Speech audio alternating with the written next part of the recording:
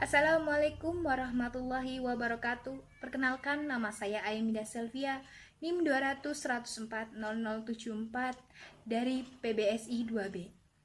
Pada kesempatan kali ini, saya akan menjelaskan materi tentang pentingnya belajar sejarah sastra, periodisasi, dan angkatan.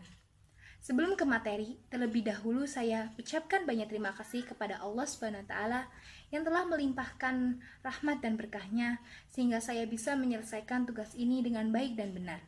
Serta tidak lupa saya ucapkan banyak terima kasih kepada Ibu Dr. Anda Eko Sri Israhayu M. Hum yang telah mengajari dan membimbing saya selama ini dalam mata kuliah sejarah sastra. Agar tidak membuang waktu, langsung saja ke materi yang pertama, yaitu pentingnya belajar sejarah sastra. Apa sih pentingnya belajar sejarah sastra? Teman-teman semua pasti tahu, belajar itu sangat penting. Karena dengan belajar kita jadi tahu tentang segala hal. Begitupun dengan belajar sejarah sastra. Dengan belajar sejarah sastra, kita semua jadi mengerti tentang perjalanan sastra yang ada di Indonesia ataupun di luar Indonesia, dari awal hingga sekarang. Sejarah sastra merupakan satu dari sekian banyak ciri jati diri bangsa Indonesia. Serta sejarah sastra memiliki fungsi yang cukup penting, salah satunya yaitu untuk mengetahui perkembangan sastra daerah atau lokal dan perkembangan sastra lainnya. Selain itu, sejarah sastra dapat digunakan untuk penelitian secara khusus dan umum.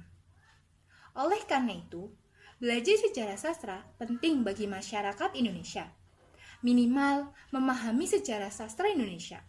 Mempelajari sejarah sastra juga berarti menghargai karya-karya sastra dari pengarang-pengarang sastra yang terdahulu. Serta kita juga bisa menjadikan karya sastra sebagai motivasi untuk perkembangan dan kemajuan bangsa Indonesia. Karena itulah, belajar sejarah sastra sangat penting. Sekarang, kita bisa lanjut ke materi yang kedua, yaitu tentang periodisasi. Teman-teman semua tahu apakah itu periodisasi? Ya, periodisasi adalah pembabakan atau pengelompokan peristiwa-peristiwa sejarah ke dalam suatu babak, masa, zaman, atau periode tertentu berdasarkan ciri-ciri atau kriteria tertentu. Dalam periodisasi memiliki fungsi yaitu sebagai sarana untuk mengetahui perkembangan sastra Indonesia dari awal sampai sekarang. Namun, bukan hanya itu saja.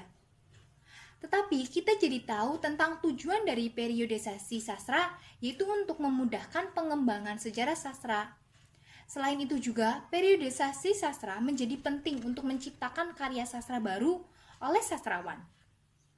Mempelajari periodisasi sastra juga untuk mengetahui ciri-ciri karya sastra yang berbeda-beda dari setiap periodenya. Dalam suatu periode terdapat karya puncak yang mana menjadi karya yang paling menonjol di antara semua karya pada saat periodisasi sastra berlangsung. Periodisasi sastra sendiri terbagi mulai pada periode 1850 sampai 1933, periode 1933 sampai 1942, periode 1942 sampai 1945, periode 1945 sampai 1961, periode 1961 sampai 1971, periode 1971 sampai 1998, dan periode 1998 sampai sekarang. Nah, itu dia penjelasan sedikit tentang materi pentingnya belajar sejarah sastra dan periodisasi. Kita lanjut ke materi yang ketiga, yaitu tentang angkatan. Angkatan di sini dimaksud untuk menyebutkan nama setiap kelompok para sastrawan pada masa periodisasi sastra. Yang mana sudah saya jelaskan tentang periodisasi sastra itu ada salah satunya pada masa periode 1850 sampai 1933. Terdapat angkatan para sastrawan yang cukup terkenal di kalangan masyarakat, yang mana angkatan ini bernama Balai Pustaka. Dalam masa ini memiliki tujuan pendiriannya ialah mengembangkan bahasa-bahasa daerah utama di Hindia Belanda, yaitu ada bahasa Jawa, Sunda, Melayu, dan Madura. Dalam angkatan ini, sastrawan sebagai pelopornya yaitu Nur Sultan Iskandar. Terciptanya Balai Pustaka ini sebagai dugaan mengantisipasi tingginya gejolak perjuangan bangsa Indonesia yang hanya bisa disalurkan lewat karya tulis. Oleh karena itu, karya yang sering muncul pada masa ini yaitu adalah roman yang beralur lurus, gaya bahasanya mempergunakan perumpamaan klis dan peribahasa-peribahasa tapi menggunakan bahasa percakapan sehari-hari. Banyak digresi, bercorak romantis, dan sebagian besar sastra angkatan Balai Pustaka ini mengambil tema kawin paksa. Pada masa Balai Pustaka terdapat karya dan para pengarang yang cukup dikenal. Salah satunya ada novel Siti Nurbaya karya Mara Rusli, novel Azab dan Sengsara karya Merari Siregar, kumpulan syair Nyanyi Sunyi karya Amir Hamzah, dan kumpulan cerpen Teman Duduk karya M. Kasim. Karya dan para pengarangnya bukan hanya itu saja, tetapi masih banyak lagi karya-karya yang diciptakan pada masa Balai Pustaka. Dan pada masa ini juga terdapat karya sastra yang menjadi karya puncak, yang berjudul novel Siti Nurbaya karya Mara Rusli. Karena pada tahun 1969 menerima hadiah dari pemerintah Republik Indonesia. Selanjutnya, ada masa pada periode 1933 sampai 1942. Pada masa periode ini terdapat angkatan yang cukup terkenal, yaitu angkatan majalah Pujangga Baru. Angkatan Pujangga Baru ini hadir untuk menggantikan angkatan Balai Pustaka. Dan pada masa ini para karya-karya atau majalah-majalah ini terbit atau dipublikasikan lewat majalah Pujangga Baru, sehingga angkatannya pun dinamai dengan Angkatan Pujangga Baru.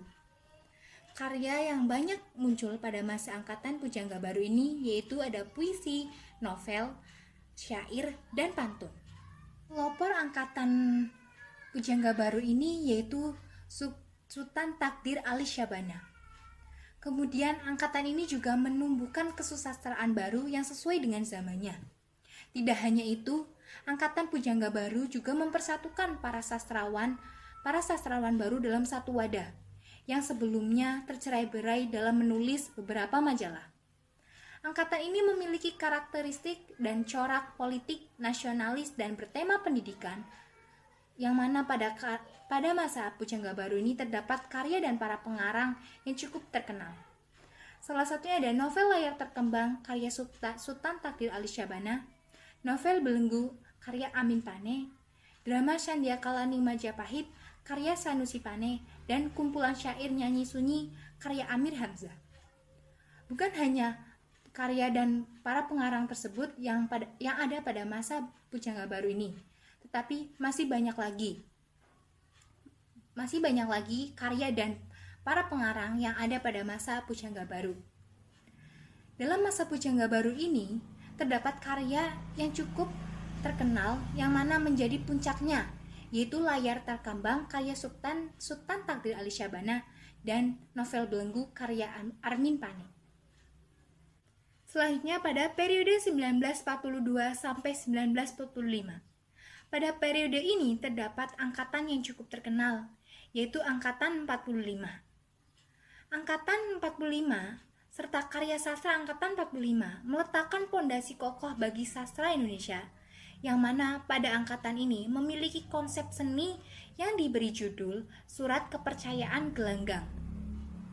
Konsep ini menyatakan bahwa mereka ingin bebas berkarya sesuai alam kemerdekaan dan hati nurani.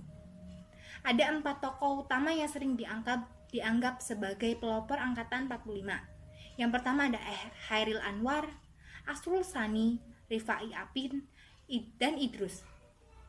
Angkatan 45 ini memiliki karakteristik yaitu bentuknya bebas, isinya merupakan realita dan cerita tentang merebut kemerdekaan.